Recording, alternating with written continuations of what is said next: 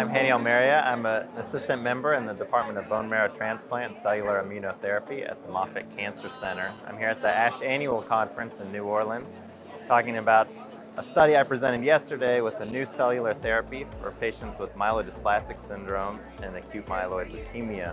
So historically, patients with myelodysplastic syndromes and high-risk disease are optimally cured with an allogeneic stem cell transplant. But in cases where patients have a high percentage of blasts, which are the immature cancer cells in the bone marrow, there's treatment required to lower the blast percentage and optimize transplant outcomes.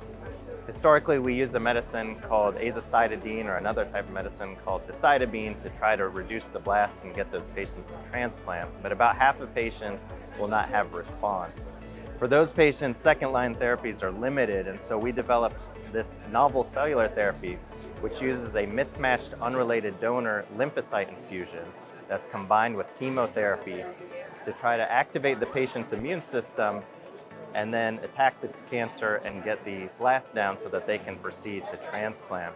The treatment's different than anything that's been done before in the sense that we're using intentionally mismatched cells from a donor, and then we remove what are called CD8 positive T cells because those can attack the patient's body and cause a syndrome called graft versus host disease.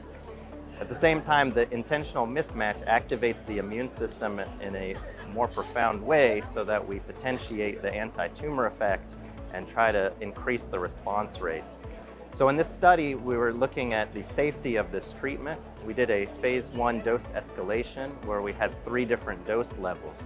And at all the dose levels, we didn't see any dose-limiting toxicities or severe side effects. The anticipated toxicity that we did see was something called cytokine release syndrome, which is a syndrome of fevers and inflammation that happens after cellular therapies. But even in the patients that experienced that, it was low grade and not severe or life-threatening. Notably, we did not see any graft versus host disease, which again is one of the potential side effects of mismatched unrelated donor cell infusion.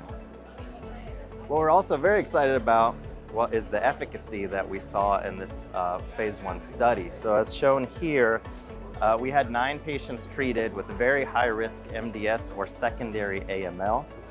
And in this patient population, we would expect to see response rates of about 20 to 30%.